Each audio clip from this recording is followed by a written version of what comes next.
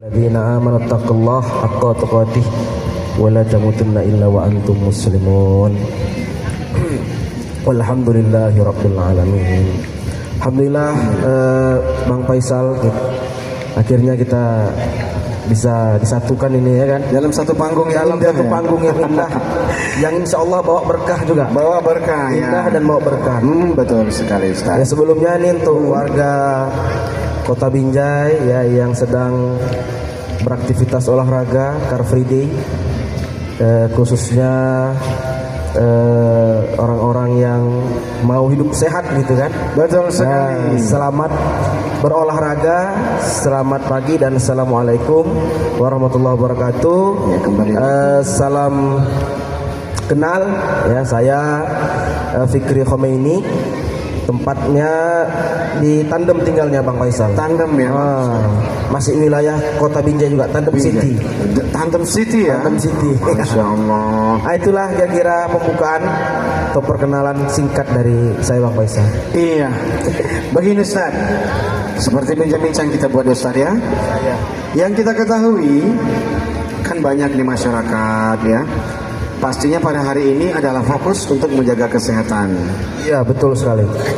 Utamaan menjaga kesehatan badan atau jasadiah itu penting ya Ustaz ya. Penting sekali. Kemudian bagaimana bisa mengolah juga tidak hanya jasad tapi rohaniah kita. Rohaniah, iya. Nah, apa kira-kira nih Ustaz tahap-tahapan dan juga beberapa latar belakang yang bisa kita jadikan masukan untuk bapak-bapak ibu masyarakat yang sedang berolahraga, iya. baik itu jasmani dan rohani. Silakan Ustaz. Oke, baik. Terima kasih Bang Faisal atas kesempatannya. Jadi terkait dengan tema kita hari ini yang juga sangat penting menurut saya, karena berkaitan dengan tema kita di Car Free Day ini kan tentang olahraga nih kan, tentang olahraga ya. Benar, Ustaz. Jadi olahraga, olah pikir, olah rasa, olah hati kan gitu kan. Nah, hari ini saya membawakan tema itu mengenai kesehatan mental dan emosional. Salah satunya tadi ya berkaitan dengan jasmani dan rohani. Rohani kedua. Nah, jadi menjaga kesehatan mental itu ya sangat penting bagi kita. Kemudian mengontrol emosional ya, kemudian kita harus bisa mampu mengendalikan diri kita sendiri, karena memang banyak sekali di antara manusia yang hidup di dunia ini ya tekanan hidupnya terlalu melampaui kemampuannya. Nah, Masya Allah. masalahnya kadang-kadang yang membuat kita tertekan itu bukan keadaan sih sebenarnya. Jadi kira-kira apa itu Ustaz? Ya banyak manusia hari ini tuh yang lebih mengutamakan gengsi, saya pikir, sehingga hidupnya tuh tertekan gitu ya. Jadi dia bukan mengutamakan kualitas hidup, bukan mengutamakan kualitas diri, tapi lebih kepada gengsi dan gaya hidup.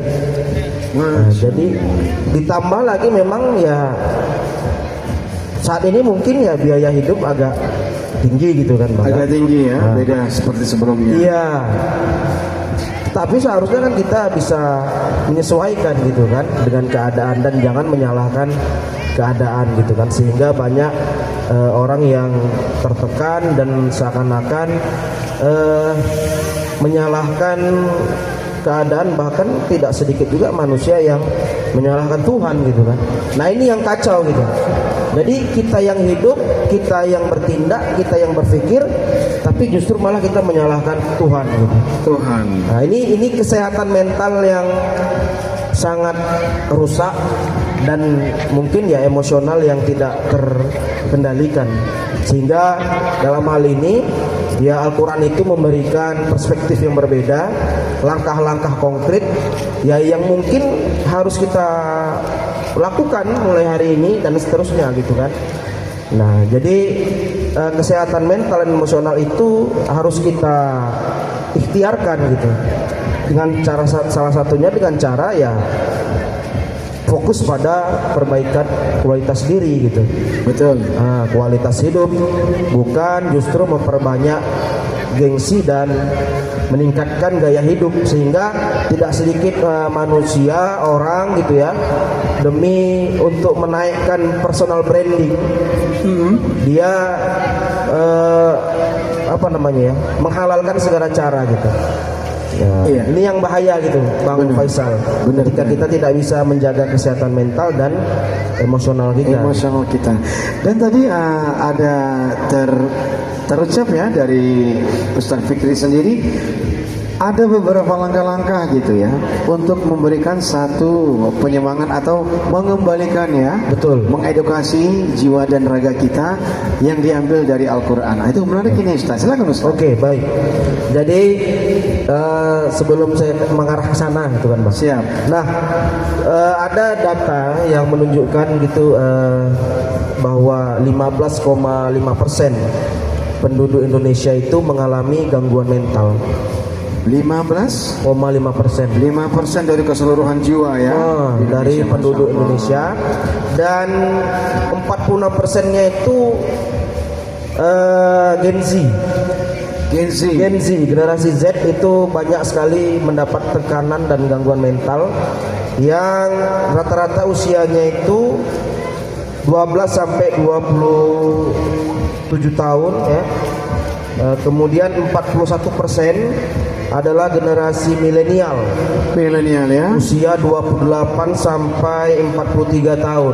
Oh, usia kita itu ya, Pak? Itu banyak mengalami gangguan mental. Gangguan bukan mental. bukan gangguan kejiwaan ya, Bang. Bukan. Kalau Mental. gangguan kejiwaan tuh gila gitu ya. Betul. Tapi kalau gangguan mental ini stres, Iya. kemudian depresi, ujung-ujungnya lari pada narkoba, ujung-ujungnya lari pada pergaulan bebas, ujung-ujung bentuknya lari ke lain ya. ujung kemudian ya banyak yang mungkin ya terjerat judi online, Iya. pinjaman online, untuk tadi langkah apa untuk tadi memenuhi gaya hidup. Nah, semakin tinggi gaya hidup tentu pasti semakin banyak tekanan yang muncul kan. Nah, kemudian terkait dengan langkah-langkah tadi ini menurut perspektif Quran dan hadis gitu ya dalam agama kita. Nah, yang pertama saya ingin menyampaikan bahwa langkah yang atau ikhtiar yang bisa kita lakukan adalah ya mendekatkan diri kita kepada Tuhan tentunya. Iya, kepada Allah ya. Kepada Allah ya.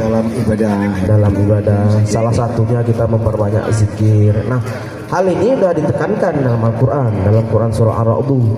Allah mengatakan alladzi tatmainul qulub, ya kan, bahwa sesungguhnya orang-orang yang beriman itu ya hatinya itu akan tenang, akan tentram itu ketika dia datang kepada Tuhannya, mengingat Tuhannya ya.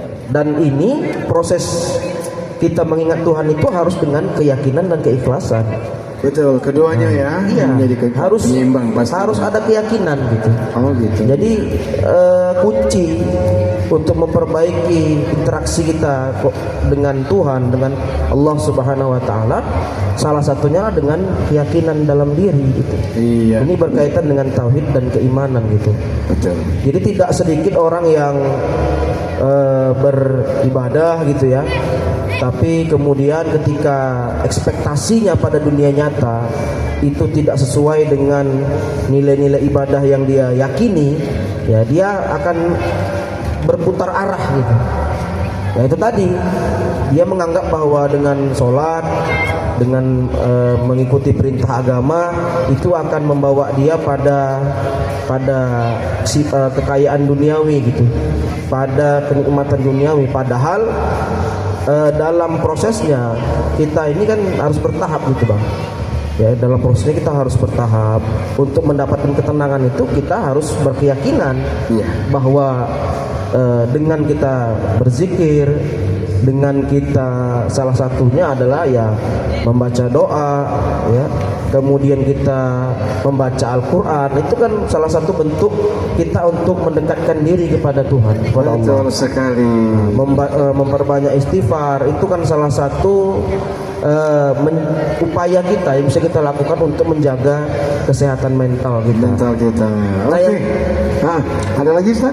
Satu lagi Bang. Satu lagi, oke siap. Nah, kemudian yang kedua Ya. ya untuk bisa mengendalikan emosional kita, ya. Tentu kita harus bisa memahami ya bahwa kita ini hidup tidak sendirian di dunia ini. Tidak sendirian di dunia ini. Kita adalah makhluk bersosial. Kita berteman dengan sesama manusia. Yep. Dan untuk bisa menjaga mental dan emosional kita, ya kita harus bisa menyadari dengan sepenuhnya bahwa tidak semua orang itu sama dengan kita.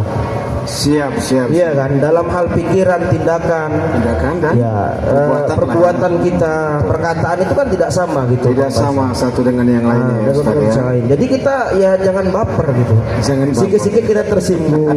Iya. Nah, itu terjadi di saat ya salah satunya tadi ya dari ucapan kita, dari perbuatan kita. Maka Islam itu mengajarkan pada kita itu untuk membina hubungan sosial, muamalah itu yang positif. Siap. Yang saling mendukung.